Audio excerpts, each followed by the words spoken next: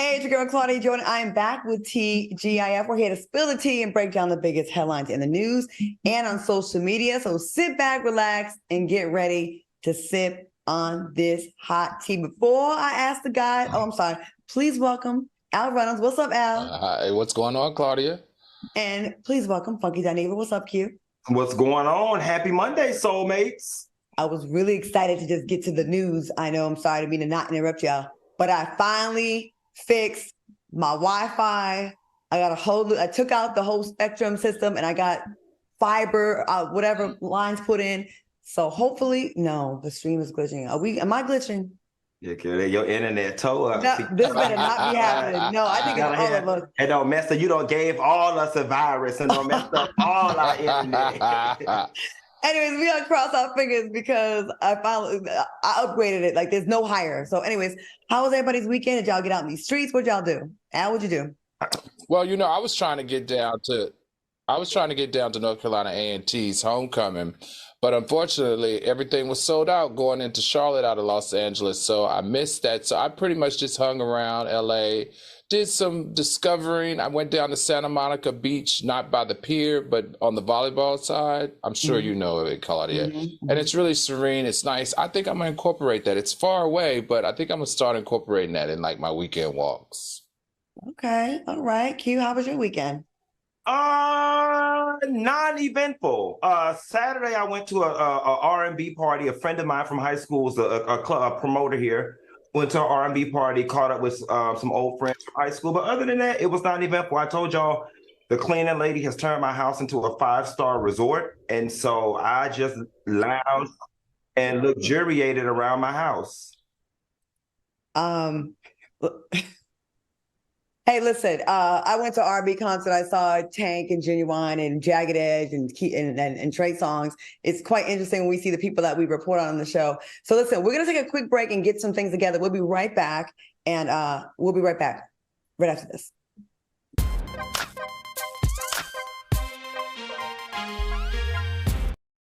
Freedom. It's at the core of who we are. The freedom to live without fear.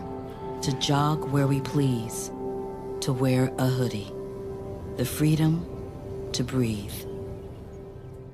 Before we celebrate the freedom most Americans have, we must fight for the freedom all Americans deserve. Because all lives can't matter until Black lives matter.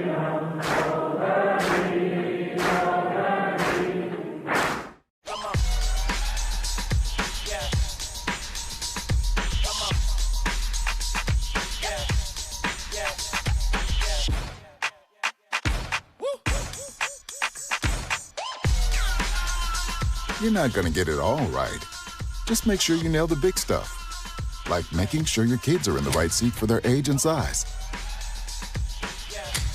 Get it right at nhtsa.gov/the-right-seat. You did not just tell me about the word Riz. Riz! Oh, I gave y'all free Riz. McMillan and Mara. When you want to meet a woman or meet a guy, say something about the space. Yeah. And see how they respond. Every Thursday. Because if the person can't respond to an observation about the space that's clear, you talking to a dummy. Or someone you might take home, but not to your mama. And you know what I'm saying. This one's for the real ballers and shot callers. The sisterhood of women in tech. They're discovering cures, building apps, and programming the blockchain. They're CEOs, worldwide hustlers who can make it rain. They're tearing down the old boys club and seeing big gains. Because when women in tech come together, you know they make that change.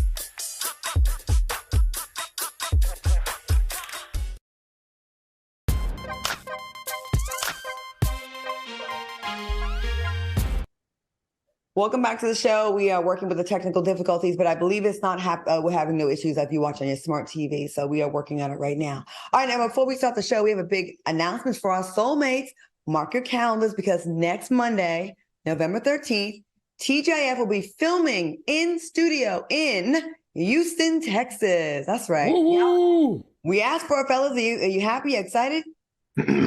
I'm super excited and I'm scared at the same time. Like, I'm excited, of course, because we've asked for it. We're going into year 4 of this platform.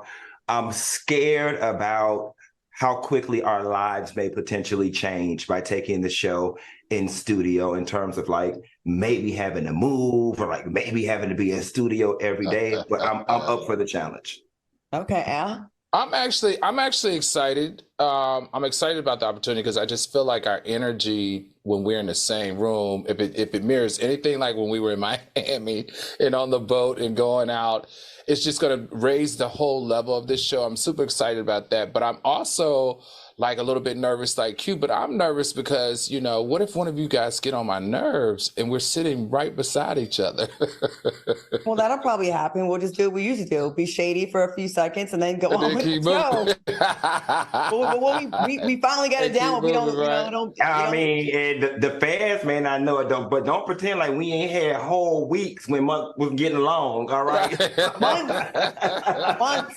Okay, so you just show up to work with your big boy pants on and keep it rocking. keep it rolling. Oh, right. yeah. Are y'all going to be drinking in the studio, though? That's what I want to know. Have to, yes. Yeah, I had me a little sip. I have a little sip. Okay. All right. Well, we're going to get it popping in Houston. So we are going to give some details later on about a meet and greet to our Houston fans. If they want to come out and meet us in Houston, we're going to set something up for y'all to come meet us in person. And let's do that. All right, let's go. And add to the excitement, we're going to play an in-studio game of In the Hot Seat when we're down there. So if you're a soulmate and you're based in Houston, Texas, please send your name, photo, and what makes you a super fan to tgif@foxhole.tv. All right, let's start the show. Congratulations to the one and only Missy Elliott on making history as the first female rapper to be inducted into the Rock and Roll Hall of Fame. How do you guys feel about this historic moment for Missy? We're going to go to you first, Funky, because you like the music buff here. How do you feel about it? So listen, this is absolutely freaking amazing. I love Missy. I hate that I missed her when Al and I were at Essence. You know, no greater person is worthy of this award. But riddle me this: is she the first period or the first for rap? Because it would seem to me that like Tina Turner and Ladies and Cher might have got in there before Missy. Al, help me out. Yeah, first female rapper. Okay, first female rapper ever. Yes. Okay, well, good. That is an amazing feat. And I can't think of a female rapper that's more deserving, and that's a more well-rounded, solidified artist than Missy Elliott for this award. All right. BRAVOcon had Twitter in a frenzy after posting a video of the Real Housewives of Atlanta castmates walking off stage with the caption, "The fabulous ladies of hashtag RHOA say their final goodbyes after a more fabulous panel." One person tweeted, "Yep, there's something definitely going on. How can Bravo tweet their final goodbyes?" Another person tweeted, "Bravo, if y'all are trying to center a cast around Sheree, Marlo, and Sonya, just cancel the franchise. No one is interested." What are your thoughts on Bravo's tweet, and were they being shady, Al? Ooh, it seemed shady to me, but nothing's more shady than Candy and Kenya not getting a booth this year. You know, I was able to attend BRAVOcon last year, or at least the end of it, and they had a booth, and their booth was the most successful booth of all the booths. Their line was the longest than the rest of the ladies. And this year, they didn't give them a booth, but they did give a booth to Sheree and to Marlo. So something definitely weird is going on, and we know Drew Sidora was not there. She was completely not there this year. But if you look at the ratings, ever since Nene's initial exit, we have seen nothing but a constant decline. And this year, well, no, season 14, it was about 950,000 viewers.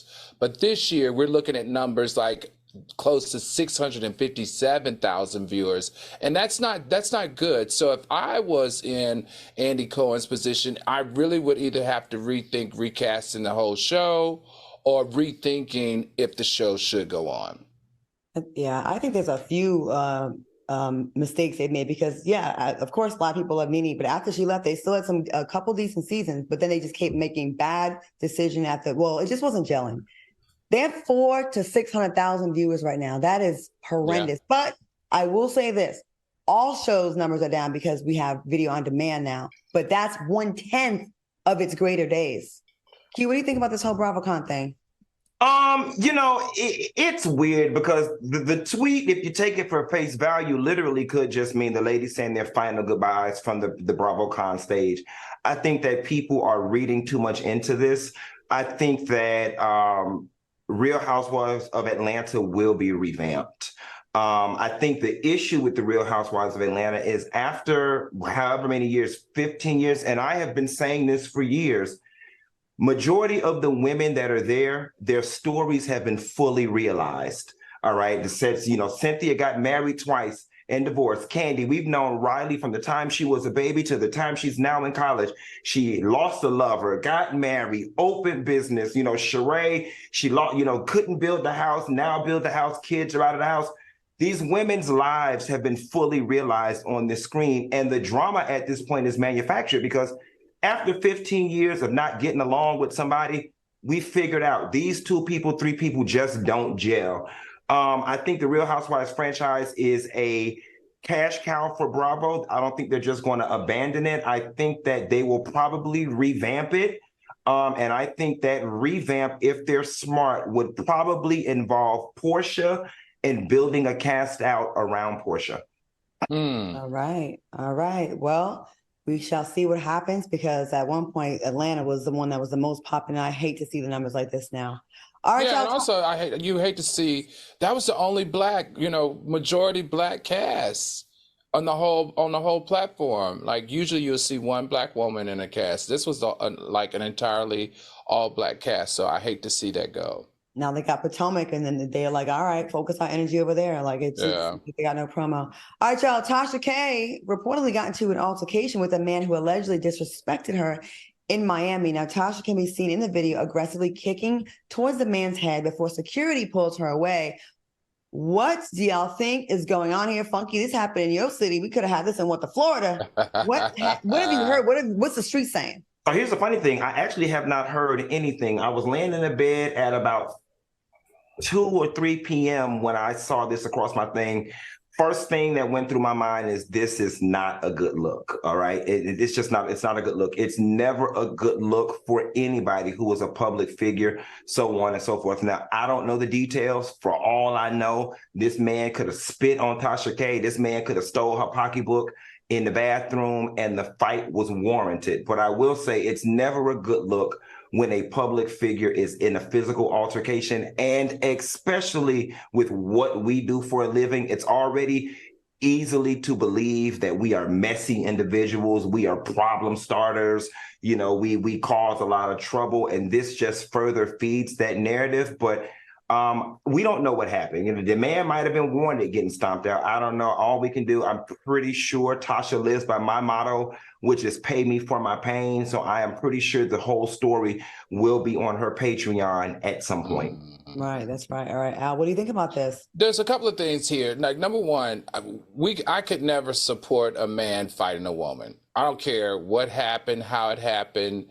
I do want to see the entire video, but I also think, remember on November 3rd, Tasha K shared on her platform that she had got into a fight with several trans women when she was filming Deja Vu. So maybe, you know how like you get like PTSD or whatever that is, like she's already on 10,000 from coming off of a fight. And she talked about that on November 3rd.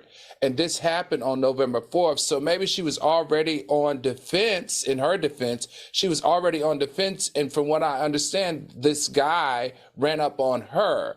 So we know we don't think it looks good. But then again, she could be just, maybe protecting herself. But when I saw his bloody face, I was just like, oh, my goodness, I really do hope that he started this.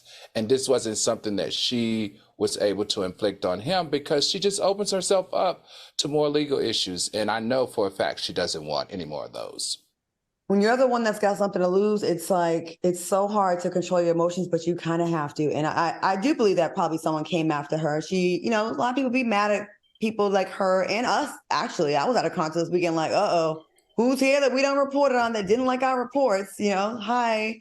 I just think that Tasha K right now, the block is hot right now for you. So if I were you, with all you got going on. And, you know, I would probably just like, probably not be around events where people could actually reach out and touch me, and just let things kind of die down for a little while. And sometimes you got to do that when things are hot. Like when your name is out there, like every couple of days, you make it, these people mad, those people mad. It ain't justified and sucks. Like you have to alter your life, but for your own safety, this could have gone really, really bad for her. If he was able to get close to like assault her, he could have shot her. He could have stabbed her. He could have really hurt her. So I would just kind of chill out and let kind of things die down. Here we go again. But yeah, that's what I think. All right. Megan Thee Stallion dropped a huge bombshell in her new single Cobra after insinuating that she caught her ex-boyfriend Party cheating. Megan raps, pulled up, caught him cheating, getting his bleep sucked in the same spot I'm sleeping. I'm going to tell you right now, I played this song and then I played it again and I played it again and I got teary-eyed from how vulnerable Meg was being. I think this is her best song. She said a lot of stuff that a lot of people have ever gone through depression can deal with. And like, this ain't even the best line in the song, but let's start with these allegations. What do you think about these allegations, Q? You know, it's so funny because I have a situation where a friend has a baby that's 1 year old and her dude is now got somebody else pregnant. And in that moment, I said, this is the making of the bitter Black woman. Like now I understand what happens to people when they are in their late 30s, 40s, and 50s, and they're still hurt and angry when things like this happen to you. I have been blessed that the few relationships that I've been in, they've been relatively healthy. Probably the most unhealthy part has probably been my behavior. I don't know what it would do to me. I'm being honest. I'm being vulnerable here like Meg. I don't know what it would do to me if I walked into a place where I was supposed to be sleeping and my significant other was engaged in a sexual act with somebody else. It would probably make me distrust human beings for the rest of my life. Megan, just praise the Lord that you don't have any children by this, whoever this is. You don't have any shared assets, shared homes, shared businesses, and you got away relatively unscathed. Al, what are your thoughts? Well, since we're taking a skip down vulnerable lane, this has happened to me actually. So, and you are devastated. You're devastated because you're just like, the level of disrespect. I think that was what hurt me the most when I had this experience. And it wasn't too long ago. It was during the pandemic that I had this experience. And then you're just like disgusted. You're disgusted with the person. You're disgusted with everything. And then you become disgusted with yourself. But you know what? I'm with Claudia on this one. The fact that she poured, I think, all the pain that she's experienced in the last couple of years into this Cobra is the reason why she has outrated Doja Cat and Ice Spice in millions of views in the first 24 hours, both on YouTube as well as on Spotify. We know that she posted 2.14 million views in the first 24 hours, and that space was held down by Doja Cat, which posted 2 million in the first 24 hours, followed by Ice Spice. So she has outclimbed both of those ladies by being vulnerable, by being real, by being transparent. And hey, we the fans are loving every second of it. I love the song. I love it. It's just so honest. I'm gonna say this. I think I cringe. I'm like realizing things right now as we're talking, right? Being vulnerable and all that.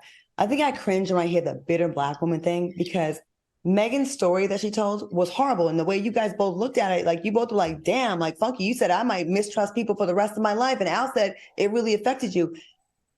I have a lot of female friends. In my friend circle, every single one of my friends has multiple stories like this, not just one. On top of a sexual assault, a rape, a molestation, a man beat me, I don't make as much money as men. And so I just want people to just kind of keep that in mind, because it's so easy to just write someone off as bitter Black girl. But when you think about it, when you're traumatized time after time and your friends tell you, buck up, even your own mother, don't be weak, don't be a weak bee. And you like really don't have time to process. Not everyone's a rapper where they can put pen to paper and express themselves. They just have to deal with it. And I hear people be like, "Nah, all that stuff couldn't have possibly happened to you." No, it does, and more. And a lot of times when someone reveals their trauma to you, not just women, I'm sure all of us, we're revealing the tip of the iceberg, quite literally, right? Because there's so much other stuff. You'd be like, "Well, what's wrong with you that all these things happen to you?" Listen, there's a lot of effed up people in the world, and if you're an attractive person, you're going to attract a lot of good and a lot of bad. So I don't, I appreciate that. And I hope it starts a trend of people just, especially female rappers, to stop just being service and talking about their peas. And this is the kind of stuff that I think a lot of people are hungry for right now. I really, really do. I hope it starts a trend because I'm here for this. I play that song. I learned the lyrics. I never know the lyrics in those songs. I wrote them down. It was so good. All right, y'all. Hey, you can relate. What'd you say? You can relate. Yeah, really. I You can relate. was like, yup, been there. I kicked the door in. Yup, we all see. But look at all three of us. It hit a nerve. All three of us can relate to what she said, that one story. Right. All right, Keith Lee respectfully gathered Chad Ochocinco Johnson after he claimed that Keith is ruining the Black food community. Check this out. But I do agree with you. It is hard to open a restaurant. It is hard to get the funding. It is hard to have people come in. I agree. And I'm blessed enough to be a marketing platform for those restaurants, completely free. To me, it seems like you have no idea who I am. And again, that's okay with me. All right. Any thoughts on Keith Lee's response? Al, let's go to you first. Yeah, you know what? This guy, I'm just obsessed with how he keeps it calm. He keeps it real. He keeps it factual. And he shows his receipts. That's the thing that kills me about this guy. Like he asked the lady, how much did you do in sales today? Charge my card. I want you to double that. He raised $40,000 for another struggling small business. He makes sure restaurants get customers and people have put testimonies out about how there were 2 cars in his parking lot 1 month ago. And after he came, now there's a line out the door. This guy and his influence is nothing but less than what noble, because most people don't use their social media platforms to really breathe life at the level that he does into our small businesses, especially our small African-American business, and especially our small African-American business in the hospitality or food space. Now, the best part about this story is it was Ochocinco's daughter who got him together. And he was like, "No, Dad, you cool and everything, but we are Team Keith Lee. And Dad, you need to educate yourself because this is a guy who has 14 million followers, and his whole mission in general is coming from a space of good and doing good for not just the community, but for the Black community and the small business owners in the Black community." So I was here for all of it. And look, Ocho did the right thing, which makes Ocho. He apologized. He said he was sorry, and he also said that, yes, Keith Lee got him together. He said he read him all the way back. I loved every part of this. Before we go to Funky, real quick, I see the chat going up. I know there's a glitch. It is not Foxhole. It is YouTube having an issue right now. So please, the Foxhole app is working, or go watch us on Samsung or on your smart TVs or the Roku. Go on Roku and go to the Foxhole channel. It's working fine there. We apologize, but that's on YouTube. That's a not me girl. It's a not us girl. So that's YouTube. All right, so coming up next, Tiffany Pollard. Oh, I bow down to you. She reads Omarosa. In this instance, right? Oh, I love it. And later, we have your tea fact of the day. Stick around. You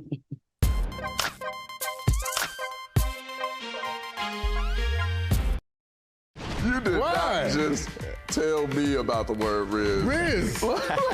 Oh, I gave y'all free Riz. McMillan and Mara. When you want to meet a woman or meet a guy, say something about the space. Yeah. And see how they respond. Every Thursday. Because if the person can't respond to an observation about the space that's clear, you talking to a dummy. Or someone you might take home, but not to your mama. And you know what I'm saying. I think it's just vapor with flavor. It won't hurt my kid like cigarettes, right? Vaping is safer than smoking, isn't it? There's really not even that much nicotine in them, right?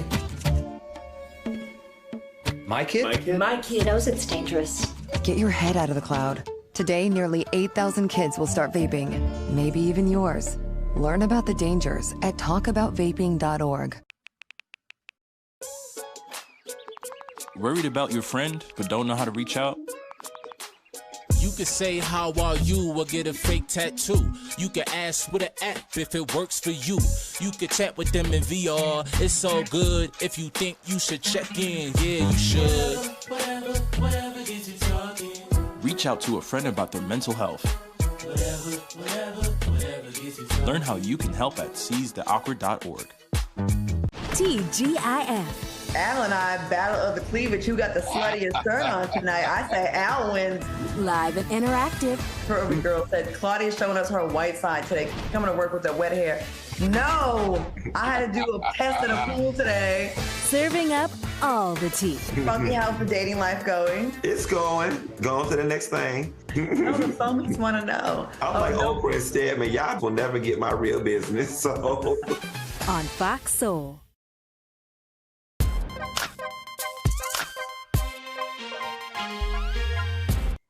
Welcome back to TGIF. Again, this is a YouTube issue, not Fox Soul. If you want to catch us, just go to Roku and go to the Fox Soul channel. I'm also here on Tubi. You can catch us. And also, of course, you can always get us on the Fox Soul app so you don't miss anything. And also watch us on the replay tomorrow. I'm sure we'll be fine there.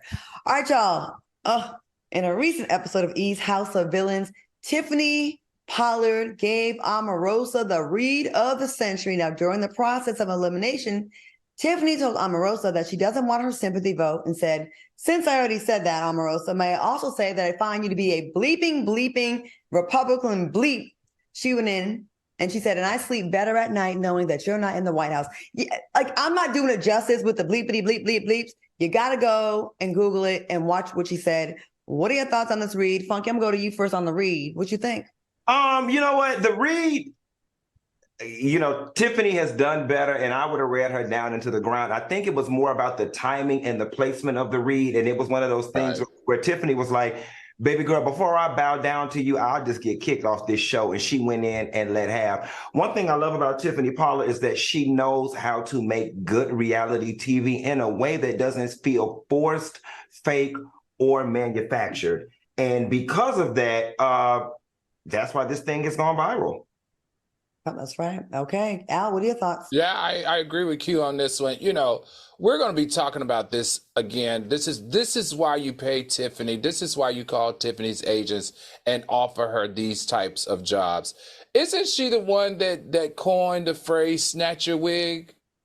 I don't know. I'm not for certain. Yeah, no, she definitely was the one that coined snatch your wig. And I will say this. Now, Claudia, you have worked with her on an entire show, right? Mm-hmm. So I want to hear your information and your intel that you have on Tiffany. Now, I worked 1 or 2 episodes with you guys, and I had the opportunity to work with her. And Q is right. It's just something about her. She's extremely dramatic. She doesn't care what people think.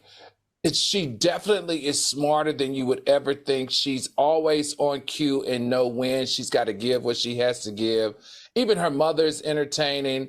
But yeah, I want to know from Claudia, give us the real tea, because when you have to work with someone on a regular basis for an entire show, which was the next 15, you really do get a front seat on that person, their personality, if it's real or if it's fake, do they turn it on and off? So I want to hear what you have to say.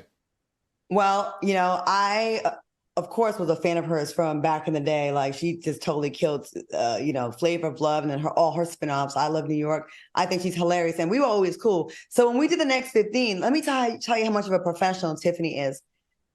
We 1000% got along and 1000% were cool. So she had a scene where she just went off. And I'm like, wait, what's happening right now? So that's why I was kind of like not taking it serious. I was laughing. But then when I look back later, she knows how to make good TV. And one time she went off on me, right? Well, but she winked at me before and was like, to kind of signal me like, we're about to just have a moment.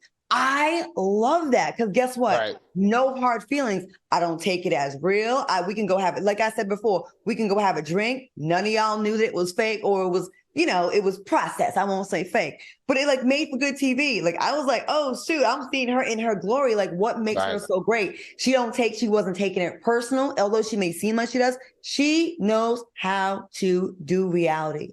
And Omarosa knows how to do reality in a mean way. Right. But not as playful. Like Tiffany's more layered. She can be playful. She can read you. She can be funny. She can snatch your wig. She can do all those things. And I think that's why she's far more lovable. Where Omarosa is really more for self. You know what I mean? So can we talk about why we were all so excited that Tiffany read Omarosa. Like, Omarosa has come to this point, and I feel like it's an impasse in her career. Now, she's been disliked before, but I feel like her association with Donald Trump and her other antics has really kind of moved her meter over to we don't F with Omarosa. Like, is that kind of what everyone else is feeling? Like, I was so excited. Like, I sat on the end of my chair just to see what Tiffany, how she was going to read Omarosa. And that has a lot to do with how I think about Omarosa now in the space of reality television. Or in general. I don't think anybody likes Omarosa. You know, one thing about Black people, and I think it is definitely a vestige of slavery, we don't trust people who get too close to the master or that don't follow the herd. We don't, and Omarosa is one of those Black people, you know, despite the fact that she's a dark-skinned Black girl, she don't run with the herd. And that's very distrusting for Black people. And so, yeah, I don't think people like Omarosa we trust, want, or quite frankly care about. So, yeah, we were happy to see her get read. And it's not, and I know people we get a lot of criticism, right? Like, Black people are not a monolith. You're allowed to not be a Democrat, but you were so flippity-flappity. You were not only a Democrat, you worked in the Clinton administration, like you worked with the Clintons and you campaigned on behalf of Obama, and like you were down and then you flipped all the way around. Like, it's very clear that you're an opportunist. I get being cool with him. But once he started moving in the ways that he was moving, that was very detrimental to Black people. You continued to suck on the teats of Donald Trump.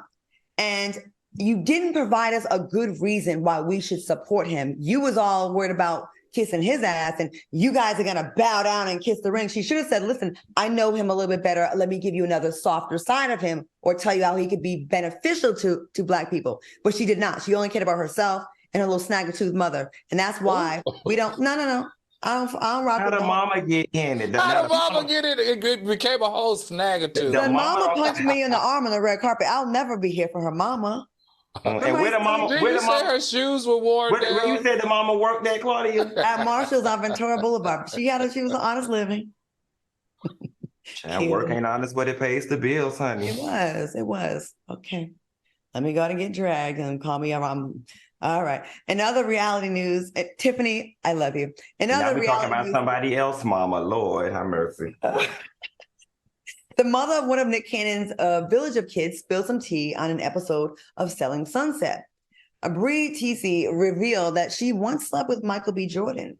And she mentioned that although Nick Cannon is free to date other people, he might take issue with her stepping outside of their unconventional relationship. What are your thoughts on this, T? Al? Look, I believe her. I believe her. You know, I don't know when it was. It could have been recent. It could have been late. We know that she's a part of one of the #1 reality shows on Netflix, right? We know that she rotates in that Hollywood crowd where she meets a lot of successful Black men like Nick Cannon. She has a baby by him. She obviously knows Michael B. Jordan. She's saying that she had sex with him.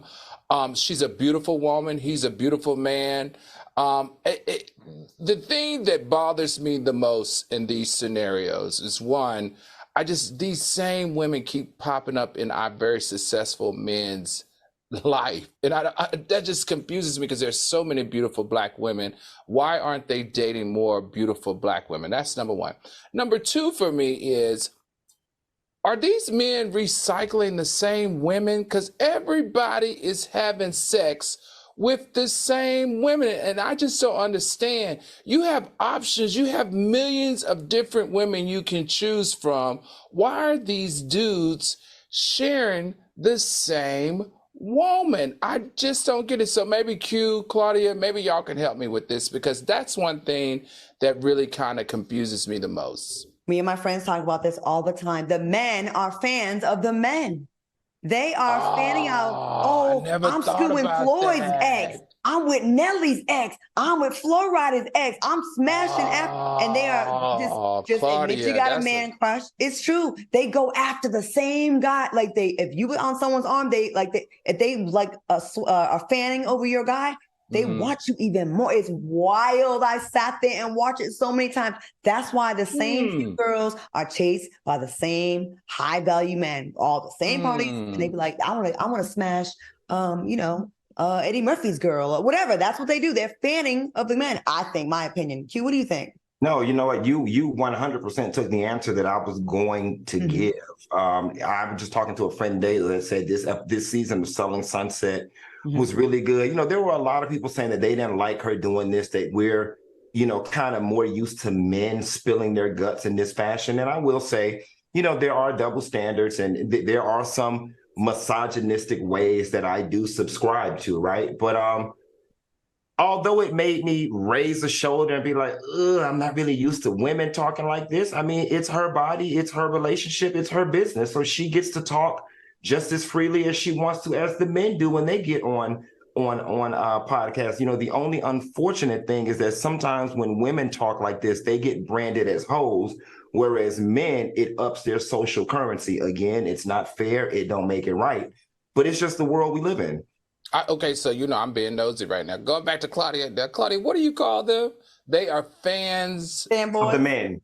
They're fanboys of the men. So they basically, if they knock down the same woman, they're equal to. Kind of. You put your penis in the same place your idol's penis was. I remember being in Vegas, right, with my girls, and we saw a whole bunch of San Diego Chargers. Oh, I'm not gonna drop names, but some of the more popular ones that y'all know of, and there was all dudes around the table, like on some fan-ish, right? They was pushing the girls out of the way to get closer to their, and I get sports stars, right? But they was literally pushing women out of the way to get close, like all dudes on the couch, arms around each other.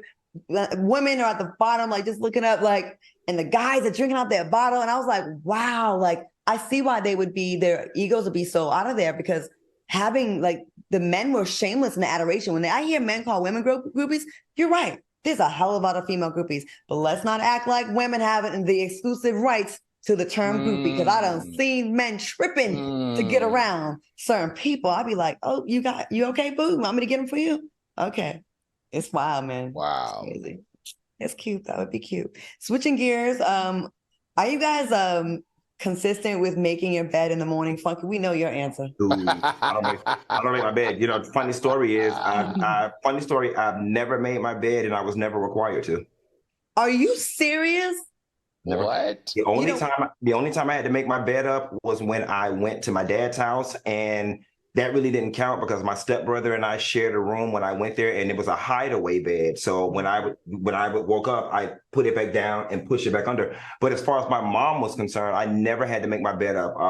I guess my mom just had bigger things to do than enforcing, benign, arbitrary rules. If people came over, she just said, close my room door. But I never had to make my bed up, and I don't do it now. Wow. I saw a study that said people that are like consistent with like making their bed end up being successful because it's like they have like, it's like a sense of accomplishment. Alan, you make your bed every day or no? Listen, I try. I am definitely an advocate of it. Remember, I'm come from a military family. So in my household, you were up early in the a.m. and one of the first things that you did was make your bed like they did when they were in the military.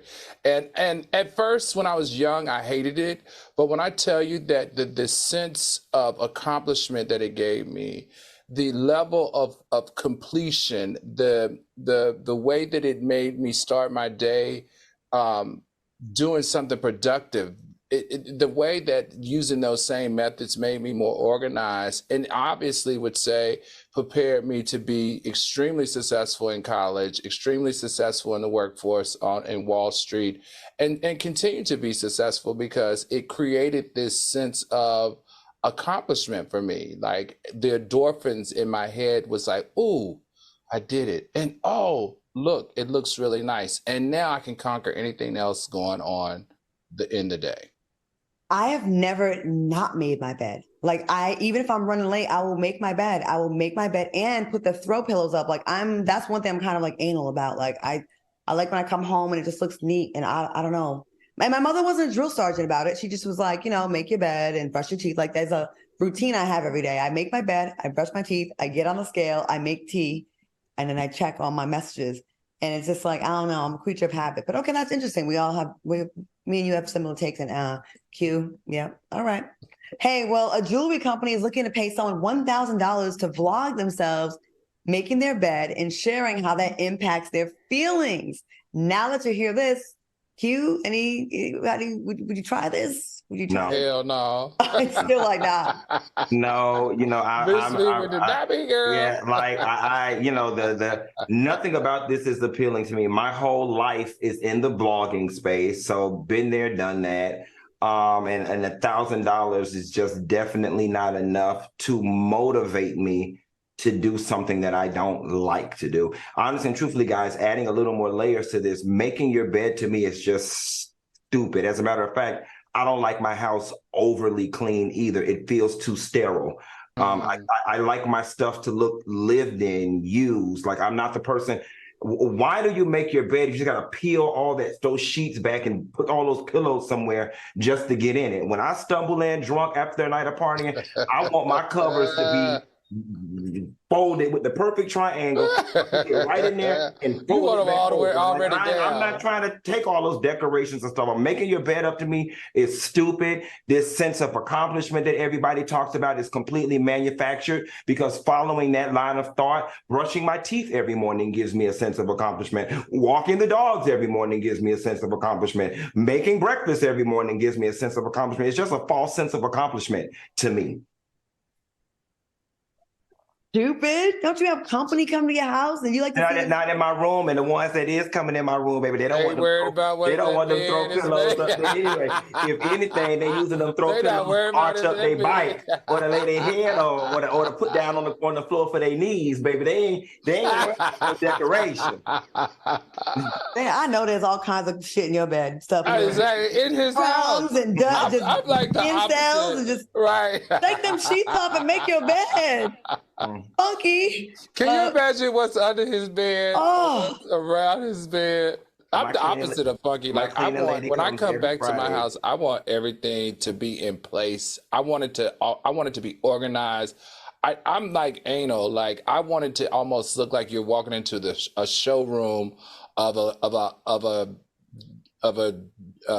furniture store or something, or you know what I'm saying? We got to read this comment. Pamela Powell, and I see it, Funky, said, that's why that lizard fell in your bed and you couldn't find it, Q. There may be some truth to that, although I did shake out all the blankets and stuff. Funny story, I was taking if you guys don't know the lizard story, go to my Instagram post and look my Instagram page and look a few pages back. You'll see a lizard fell on my chest the other night. I was taking the garbage out today and I did see a little lizard at the front door. I don't know if that's the same lizard or a different lizard or not, but we're going to pray it was the lizard that fell on me. Oh, that lizard that fell on you, like, I'm out of here. It's too dirty. How did lizard leave your bed because it's too messy for the lizard? Right. Y'all some hating hoes. Well, I'm going to read what the soulmates say. Al's Funky Jordan, so they got all three of our names in their name, said, unmade beds are for dirty people, just musty and lazy, Funky. Tanya something said, Q like lizards in his room. I don't like lizards. I like snakes. Get it right. Oh, God. All right. Coming up next, we have your tea fact of the day. And later, find out why a man is accusing his dog of homophobia. What? Stay tuned. We'll be right back.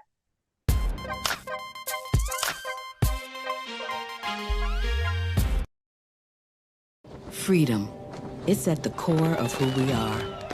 The freedom to live without fear, to jog where we please, to wear a hoodie. The freedom to breathe. Before we celebrate the freedom most Americans have, we must fight for the freedom all Americans deserve. Because all lives can't matter until Black lives matter.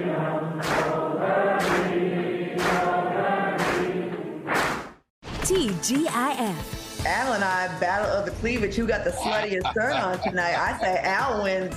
Live and interactive. Curvy girl said, Claudia's showing us her white side today. Coming to work with that wet hair. No, I had to do a test in a pool today. Serving up all the tea. Funky, how's the dating life going? It's going to the next thing. No, the phonies want to know. I'm like Oprah and Stedman. Y'all will never get my real business. So on Fox Soul. This one's for the real ballers and shot callers. the sisterhood of women in tech. They're discovering cures, building apps, and programming the blockchain. They're CEOs, worldwide hustlers who can make it rain. They're tearing down the old boys club and seeing big gains. Because when women in tech come together, you know they make that change. My mom wanted my life to be better than what she had as a kid. When I became a mom myself, I feel like my whole world changed. You don't have to be a climate scientist to want to protect the earth. You always want the next generation to have something better than what you had.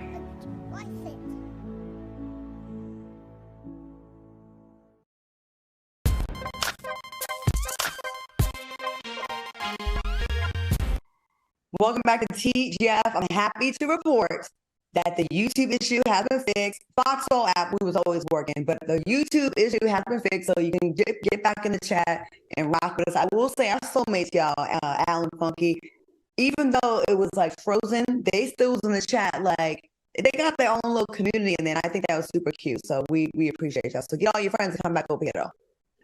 All right, y'all, listen. Times are rough for a lot of us, so we got to make sure our credit is right, and we got to keep our, any kind of help we can get. We have got to take advantage of it. So I want to share some stuff with you. Of course, charging higher interest is how banks make their money, and they take a lot more of your hard-earned money if your credit score is just okay but not great. ScoreMaster, the new science in accelerating credit scores, put you in control of your money, not the bank. Now, say your credit is $650, and you're borrowing $500,000 to refinance your home. Well, starting at ScoreMaster could save you over $75,000 in interest over the life of your loan, or even more. Now, that $75,000 is your money, not the bank's, and that's the genius behind ScoreMaster. Especially now with these high soaring interest rates. Now, it only takes a minute to get started, and you can add 30 to 100 points on your credit file, depending on your situation. So before you apply for any loan, auto lease, or credit, start at ScoreMaster. Go ahead and visit scoremaster.com/T to try ScoreMaster for free. That's right, free. Now visit scoremaster.com/T, scoremaster.com/T. Y'all know I'm a new homeowner, and definitely ScoreMaster helped keep me on point. I actually think about taking out a home improvement loan because I'm doing like some big things in the back. And, I got an alert about a late payment that was made when I was out in the jungle doing what I was doing. And it's helping me climb back up because it's giving me the tips to address certain things. And I really, this is not just something I got to read. Like, it's something I really do believe in. And it does work. I've seen my score go up, and I've seen the alerts come in. Funky, what are your thoughts?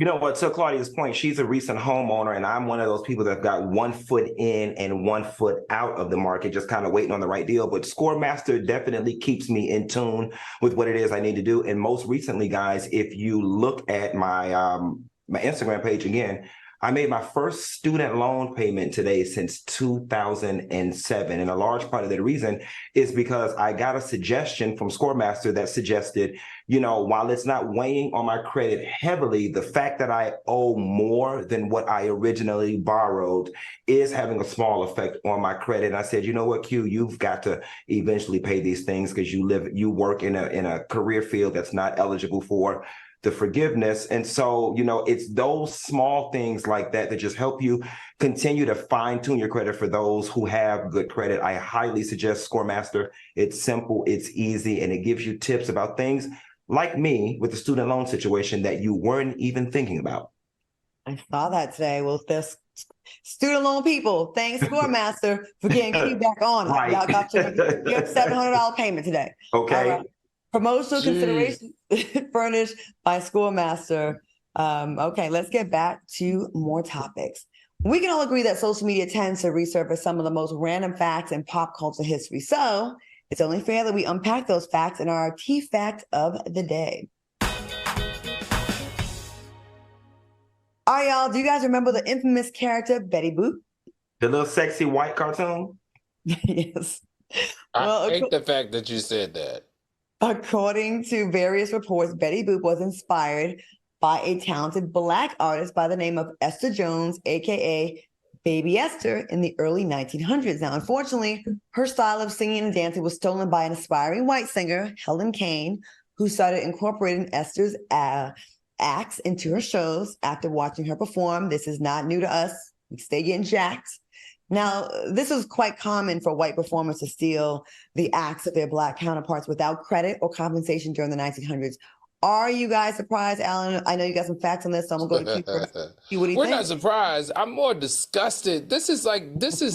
Listen, if anybody else did any type of copyright infringement, especially the other way around, people would want their freaking money. This is brutal and this is disgusting and this is plagiarism at its finest. How are you going to first of all, Helen Kane bit off of Esther. We all know who Esther was, especially if you studied the Harlem Renaissance, if you're part of the arts, if you know anything about the dressing up of Harlem, if you know anything about the Cotton Club, you know who Esther Jones is. She was very distinctive with her skants, the way that she could do-do-do-do, boop-boop-boop.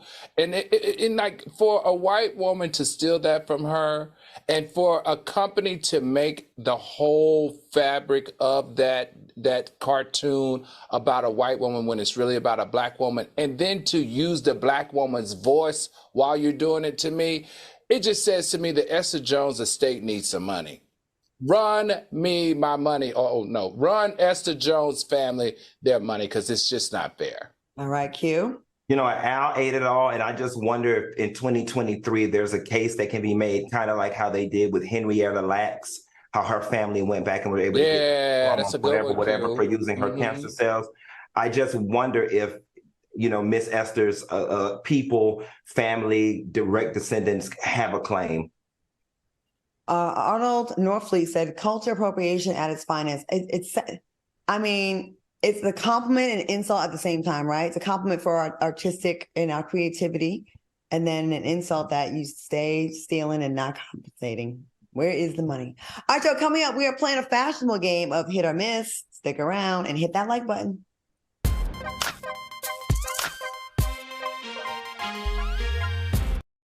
My mother was always very familiar with her neighborhood, but one day she stopped at the stop sign for much longer than usual. And she didn't know whether she should go forward or turn, and she wasn't even really sure where she was at. It was very unsettling for her. I felt so much better after my son told me, Mom, I don't want you to worry or be afraid. I'll be there for you, and we'll figure it out. You did not just tell me about the word Riz. Riz! Oh, I gave y'all free Riz. McMillan and Mara. When you want to meet a woman or meet a guy, say something about the space. Yeah. And see how they respond. Every Thursday. Because if the person can't respond to an observation about the space that's clear, you talking to a dummy. Or someone you might take home, but not to your mama. And you know what I'm saying. This one's for the real ballers and shot callers. The sisterhood of women in tech. They're discovering cures, building apps, and programming the blockchain. They're CEOs, worldwide hustlers who can make it rain. They're tearing down the old boys club and seeing big gains. Because when women in tech come together, you know they make that change.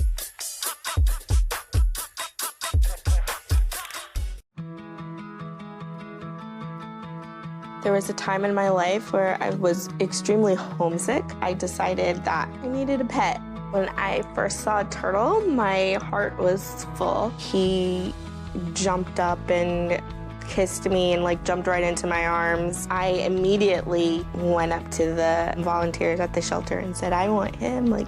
He's got to come home with me. Now I'm anything but lonely. Every day with turtle is a perfect day.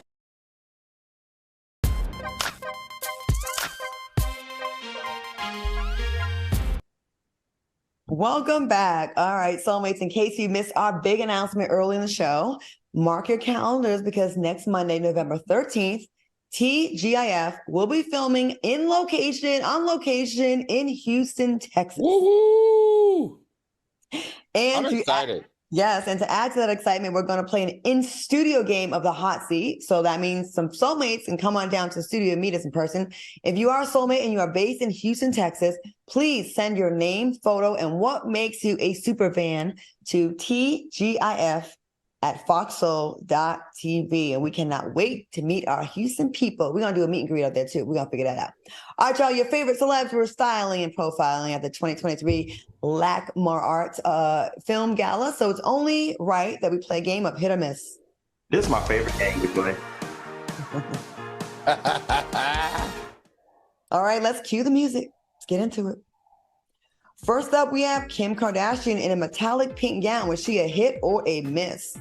Hit for me. I like it. It was a nice gown. I love the color. I love the sheen. I love the fit. Hit. I mean, it's a hit, but I was expecting more from her, because she really brings it. This looks like maybe she wasn't sure, but definitely a hit. I love the dress. I do not like the gloves. Okay. Next, we have Jennifer Lopez, hit or miss? The body is bodying, the leg is legging, the slit is right where it's supposed to be. I love the color. It's definitely a hit for me. I'm going to say this is a little bit of a miss. The body is bodying, the hair is hairing. It looked a little simple for me, and I would have expected a little something different from Jennifer Lopez. I like Jennifer. I like her in nude colors. I think she looks good. I like her in more vibrant colors, but I like the dress. It's a hit for me. All right, what about A$AP Rocky? Was he a hit or a miss? With men's fashion, it's so unfair because the only thing that we get to wear is tuxedos and suits. It's regular. I'm going to just hit. I'm going to say that's a definite miss for A$AP Rocky. A$AP Rocky usually brings something a little different, a little weirder, a little bit more fashion forward. This actually looked like he's heading to a family funeral. So definitely a miss, and I don't even know what's going on with that tie and that face. We're not doing this today. It's definitely a miss for me. Can you put the picture back up? I like a guy in a plain black suit, but tailored. It looks like it looks too big in the waist. It just doesn't look like it's a good fit. I don't mind an all black suit. It looks very boring. It looks like there's two different blacks too. It does look like it's two different blacks, and the double breasted in this picture. I want to amend my answer and say miss. Listen, I used to work at Oak Tree at the North Attleboro. That's giving me the 99 cent. The three pieces, $99. Like 2 for 1. It was, yes. Okay, we have Lupita Nyong'o, hit or miss? Oh, Lupita hit, all her Wakanda glory. That color on her skin is amazing, and the biggest hit is her skin was sun-kissed by the gods. That's the biggest hit of that look. Yeah, I like the juxtaposition between the sheer and the cloth, her skin, her body. It's just clearly is screaming a size 2 at best, maybe a 4. I love everything about that young lady. That's definitely a hit. Not only is the dress a hit, that location, the picture, the everything is working in that picture. From her bone structure, the dress, the color, everything. Look at her arms, beautiful, beautiful. Looks bomb. Okay, next we have Paris Hilton. Was she a hit or a miss? It's gonna be a miss for me. That's very matronly. With her level of money and she been walking in runways and stuff, I was just expecting a little more. That's a little too matronly for me. So I'm going to say that this is a hit because of the color. And also we know with her branding, she's taking a pivot right now. She's a mother and she wants to be matronly and she wants to be socialite in the grandest of its glory. And I think this is the beginning of that. She definitely is giving me, I know all the powerful people of Hollywood. My family comes from Hollywood and that's what we do. Major miss for me, those white pointy shoes, this time of the year, the dress. It's giving, what are the people that don't have electricity in Pennsylvania? Amish. It's giving Amish runway. Okay, what about Jodie Turner-Smith? Was she a hit or miss? Ooh, the body, and cause she black, I'm gonna give her a hit. Yeah, I'm gonna give her a hit because she's black too, but that's very lazy. We've seen it 100 times before, but if you're trying to show body, arms, and physique, 110%, you could not do anything better than that. The skirt is a hit. The top is a miss. It's just too broad. It does not flatter her, but the leg and the body looks awesome and her skin looks beautiful, but the outfit, I don't like. The top, I don't like it. All right, real quick, Lenny Kravitz, hit or miss? We have time? Lenny Kravitz? Everything that Lenny Kravitz does is a hit, baby. That's a hit, extra hit. All right. Lenny Kravitz, you get it right. I think you can probably hit everybody on this panel. All right, I want to thank my co-hosts, Al Reynolds and Funky Dineva, for joining me tonight. Thanks for watching us on YouTube. Sorry, y'all. Stay tuned for Fox Soul Face Off. We'll see you back here tomorrow. Bye. All right, have a good night, soulmates.